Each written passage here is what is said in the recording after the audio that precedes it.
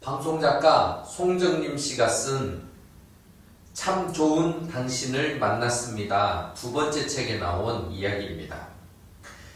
사랑은 마음으로 하는 것이 분명합니다. 마음에 차고 넘치지 않으면 그것은 사랑이 아닙니다. 하지만 마음에 담아두기만 하는 것 또한 사랑이 아닙니다.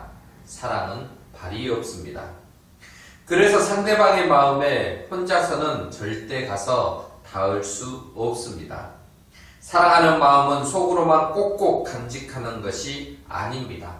사랑받는 이의 마음이 행복할 수 있도록 내보이는 것입니다. 이 짤막한 글에서 여러 생각을 할 수 있습니다. 아무리 사랑하는 사이라고 할지라도 표현하지 않으면 모를 수 있습니다. 사람의 마음은 보이지 않습니다.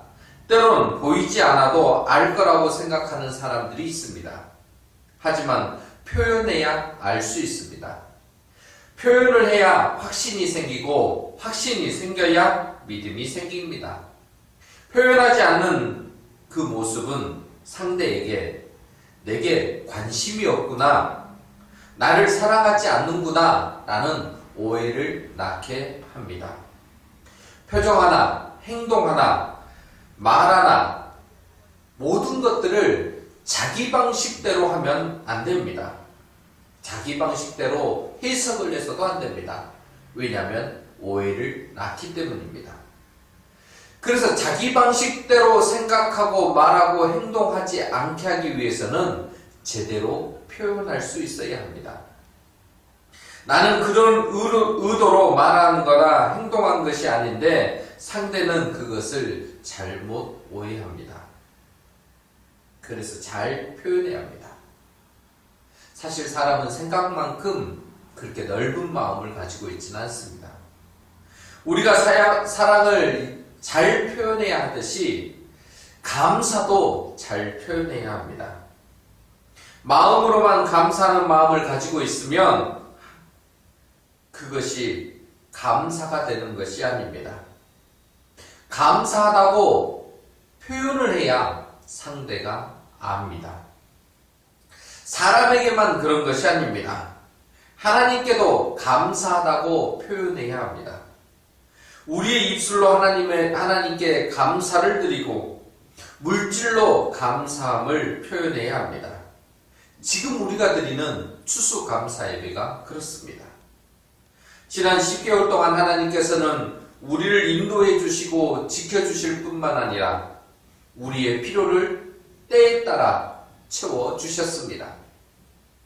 각자 상황은 다르지만 일용할 양식을 주신 것만은 확실합니다. 앞으로도 하나님께서는 변하지 않고 이 은혜를, 이 사랑을 베풀어 주실 것입니다. 우리가 지난 맥추에서 추수까지 119 감사 행진을 해오면서 119일 동안 해왔던 이 감사 행진을 통해서 우리는 확실히 알 수 있습니다. 반복되는 것들, 매일 똑같은 삶이 진행되는 것 같은 이 일상 속에서 하나님께서는 우리를 세심하게 또 우리의 형편에 맞게 가장 좋은 때에 은혜를 베풀어 주셨습니다. 우리의 감사의 고백이 이를 증명합니다. 이제 감사 행진이 끝을 맺었습니다. 끝이 아니라 더욱 감사의 습관을 삶에서 살아가는 우리 모두가 되기를 소원합니다. 일상의 고백이 되도록 우리의 감사를 만들어가야 합니다. 왜냐하면 일상에서 이런 감사가 습관으로 표현되지 않으면 어느새 우리는 감사 대신에 불평과 불만을 표출하는 사람들이 되기 때문입니다. 우리가 감사 대신에 불평과 불만을 하는 것은 가지지 못해서가 아닙니다. 우리 손에 뭔가가 갖춰지지 않았기 때문이 아니라 우리가 감사를 표현하지 않았기 때문입니다. 광야 40년 동안 이스라엘 백성은 하나님께로부터 수많은 것들을 공급받았습니다. 그것도 매일매일 만나를 공급받았습니다. 하늘에서부터 일용할 양식이 내려왔습니다. 공짜입니다. 그런데 이스라엘 백성은 불평했습니다. 고기를 달라고 불평합니다. 그래서 하나님께서는 메추라기를 보내주셨습니다. 이번에는 목이 마르다라고 불평합니다. 그래서 하나님께서는 또 반석에서 물을 내주셨습니다. 그럼에도 그들의 불평은 끊이지 않았습니다. 점점 더해갔습니다. 이유가 무엇입니까? 감사를 표현하지 않았기 때문입니다. 받은 것을 자신 안에 채우기에 급급하니까 감사할 줄 몰랐습니다. 이런 우화가 있습니다. 비를 관리하는 신이 있었습니다. 세상에 비를 보냈는데 오아시스 지역은 나무들이 푸르게 살고 있었습니다. 그러자 개구리가 살아나고 개구장의 아이들도 뛰어다니는 활기찬 모습의 오아시스 주변 환경이 만들어졌습니다. 그런데 한쪽은 그냥 막막한 황량한 사막 그대로였습니다. 그래서 비의 신이 사막에게 물었습니다. 여보시오 사막, 그 많은 빗물을 당신은 모두 어디다 두었소? 그랬더니 사막이 이야기합니다. 다 빨아들여서 내 안에 깊이 가지고 있지요. 받기만 할 뿐 내보내지 못한 사람은 언제나 메마르게 돼 있습니다.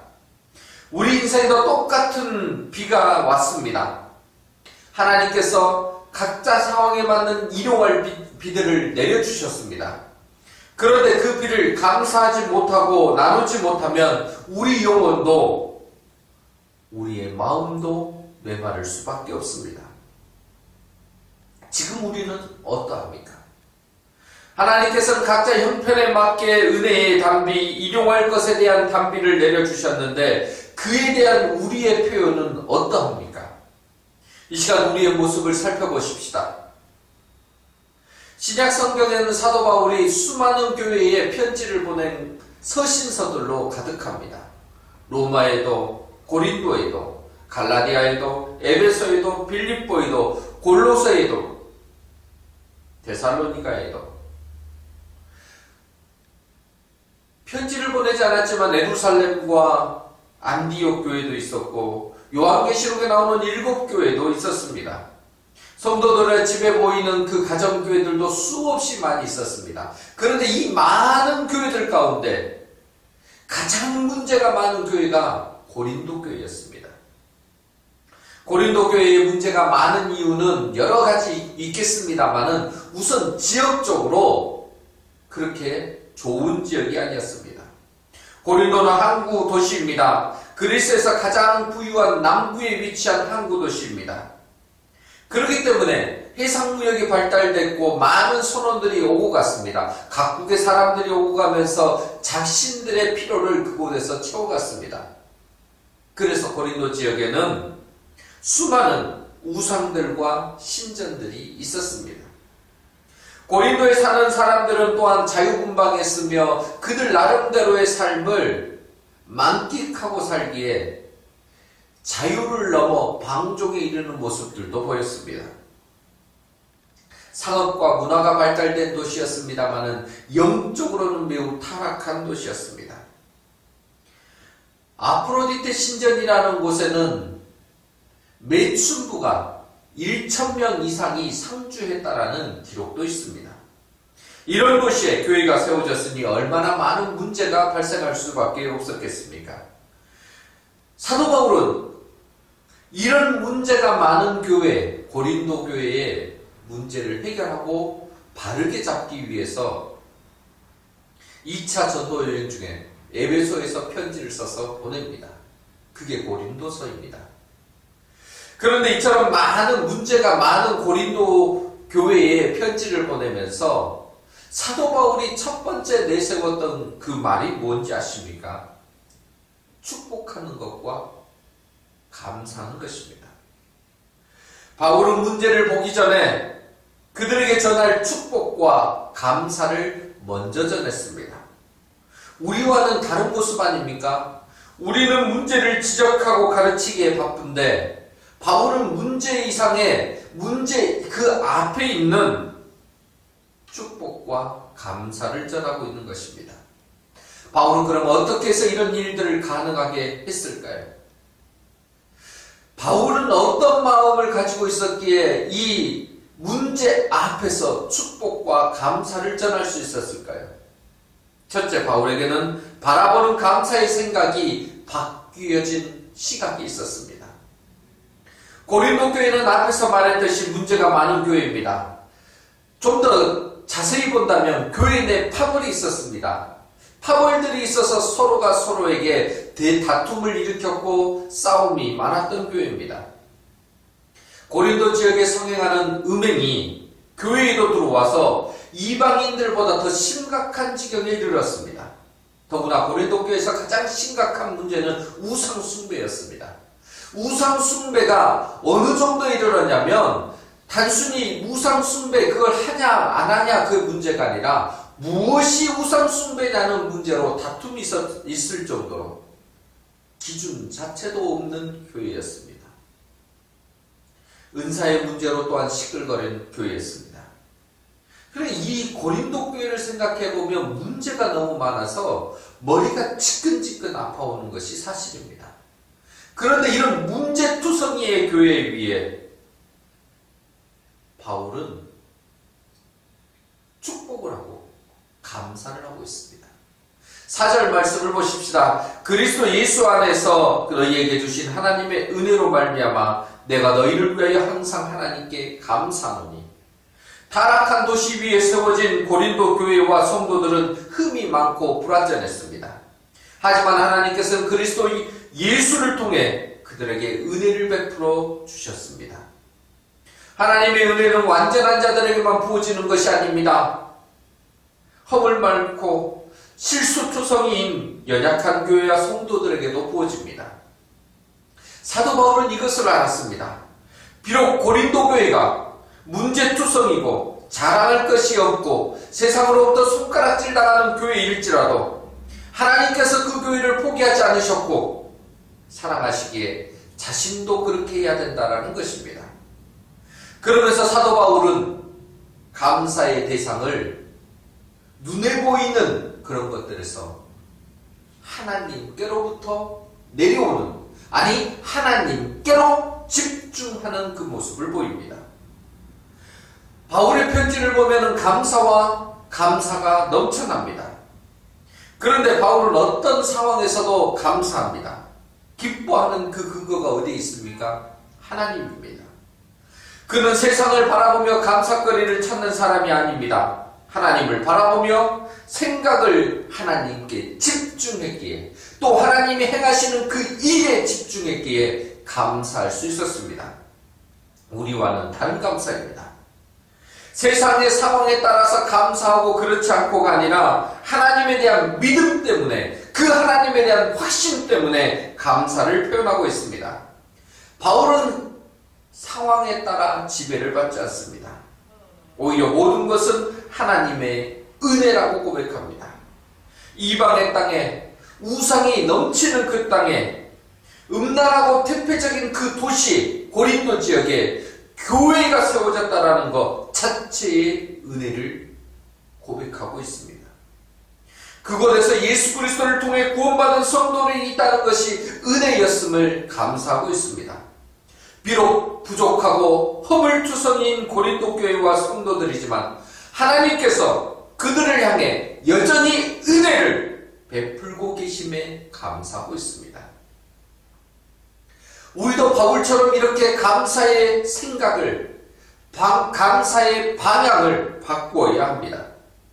내게 주어진 환경에서만 감사를 찾을 것이 아니라 하나님 자체에서 감사를 찾을 수 있는 실력이 있기를 바랍니다. 하나님 중심으로 감사의 생각을 바꾸면 그때부터 하나님의 은혜를 찾고 누릴 수 있습니다. 이런 하나님의 사람은 어둠 속에서도 빛을 보고 수많은 약점 속에서도 강점을 발견할 수 있습니다. 사도 바울이 고린도 교회에서 찾은 감사의 내용, 그리고 약함 속에서 찾은 강점이 오늘 본문에 나타납니다. 5절 말씀해 보시면 이는 너희가 그 안에서 모든 일 곧 모든 언변과 모든 지식에 풍족함으로, 바울이 찾은 고린도 교회의 감사거리와 강점이 무엇입니까? 모든 언변과 모든 지식이 풍성해서 나는 감사하다. 그렇게 말합니다. 그런데 이 말씀을 좀 삐딱하게 보면은 이런 내용 아니겠습니까? 놀리는 것 같은 말처럼 들리기도 합니다. 너희 말 잘하는데 자랑이다. 너희 지식 많다고, 성경 지식이 많아서 그래 자랑이다. 그런데 사도 바울은 이런 놀림으로 바꿀 수 있는 이 말을 놀림의 대상이 아니라 정말 말 잘하는 것과 지식이 많은 것에 대해서 감사하다, 진심을 표현하고 있습니다. 왜냐하면 생각을 바꿨기 때문입니다. 세상적으로 보면 말 많으면 시끄럽습니다. 지식이 많으면 자기 자랑이 많습니다. 하지만 바울은 이런 모습을 하나님께서 고린도 교회와 성도들에게 넉넉하게 주신 은사로 생각을 바꿨습니다.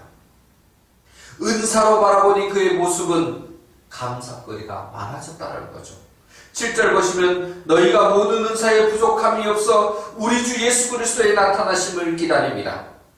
즉 언변과 지식을 하나님께서 주신 은사로 보니 감사했습니다.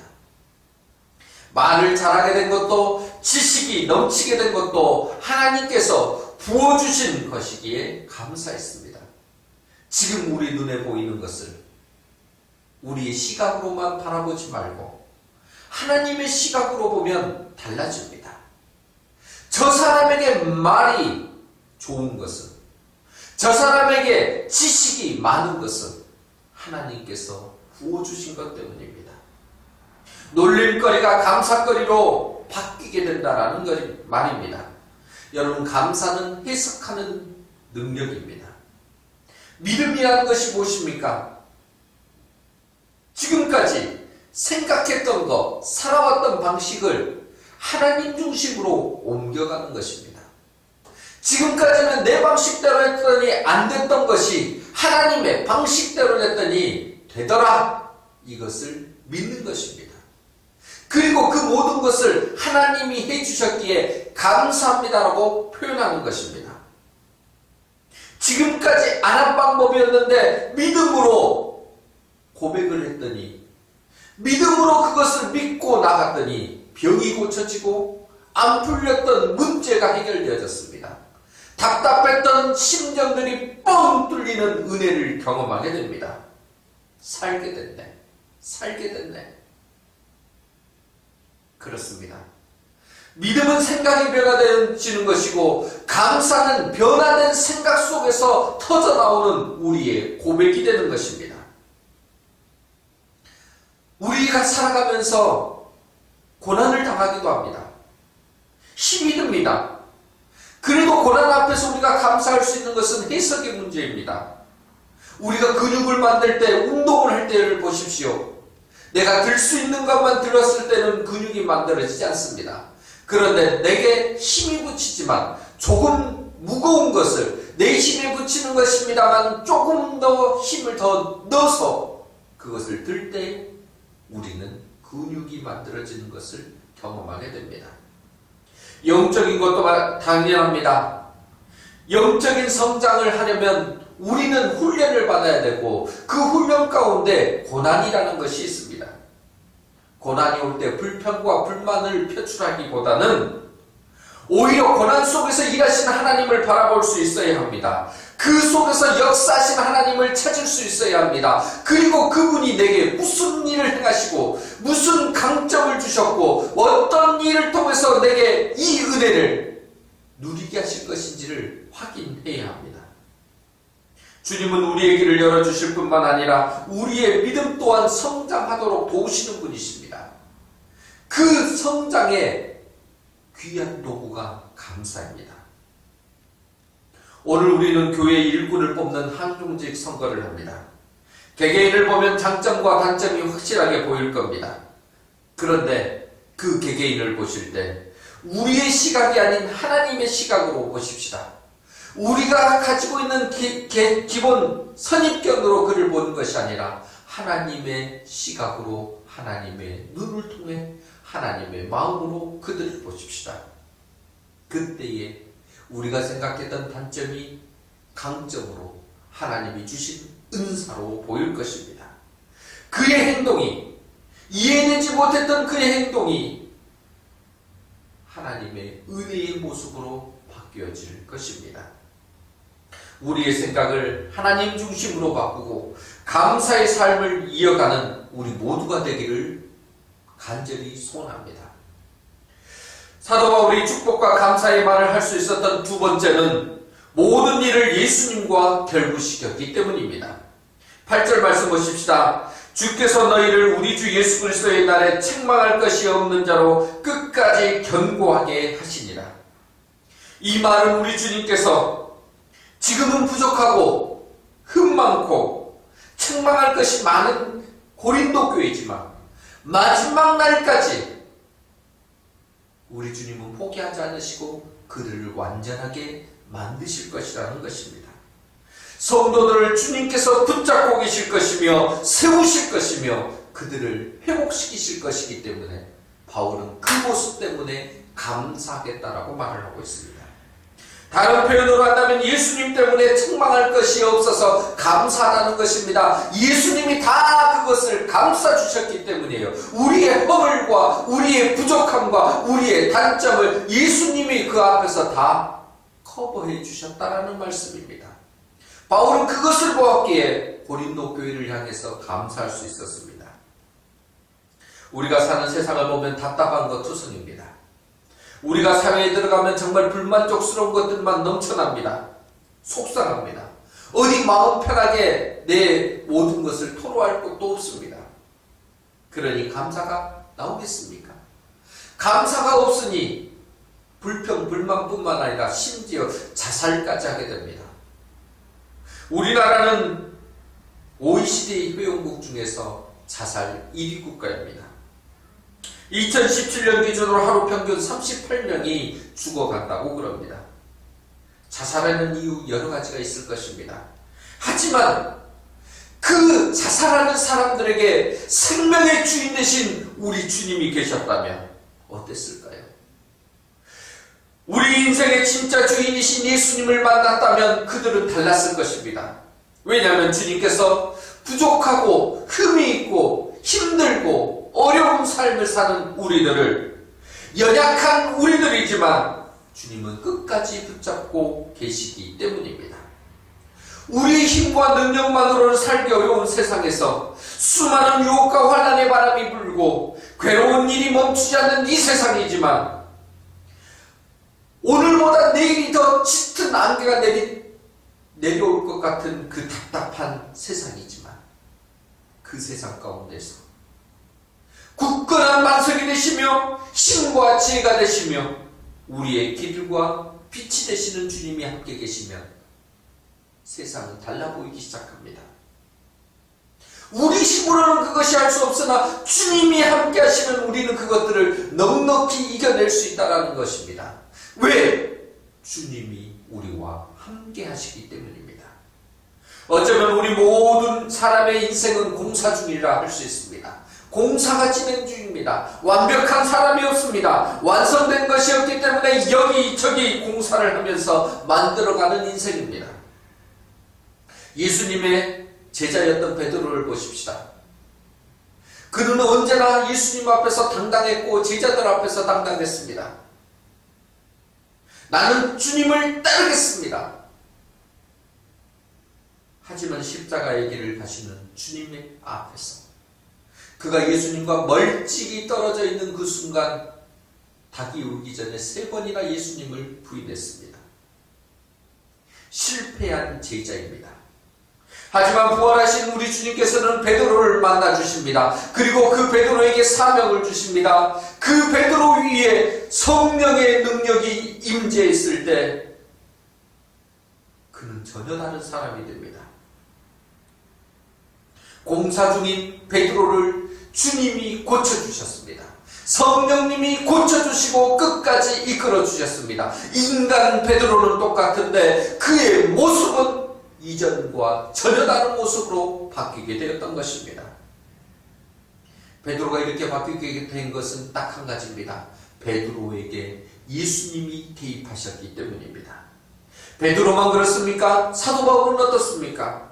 다메섹에서 예수님을 만난 후에 예수님께서 바울의 인생에 개입하시자 그는 위대한 사도가 될 수 있었습니다.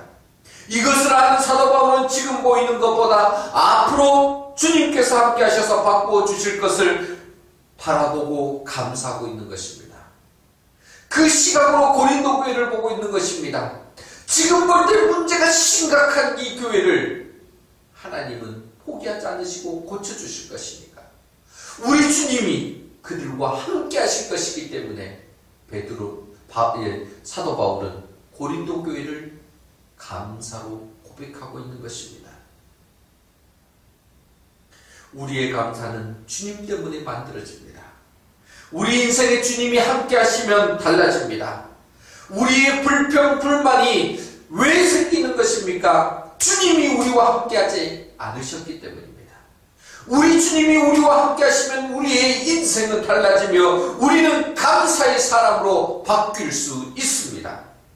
사자 물속에 들어간 다니엘이 어떻게 감사할 수 있었겠습니까? 사자밥이 되었기 때문에 감사합니까? 아닙니다. 사자 물속에서도 하나님과 함께 있기 때문입니다. 그 위급한 순간에도 하나님께서 개입해 주실 것을 믿었기에 감사했습니다. 아니, 담대할 수 있었습니다. 모든 일에 우리 주님을 결부시키면 두려운 세상에서 우리는 미리 감사할 수도 있습니다. 우리가 이렇게 살도록 주님께서 우리를 부르셨습니다. 9절 말씀을 보십시오. 너희를 불러 그의 아들 예수 그리스도 우리 주와 더불어 교제하게 하시는 하나님은 미쁘시도다.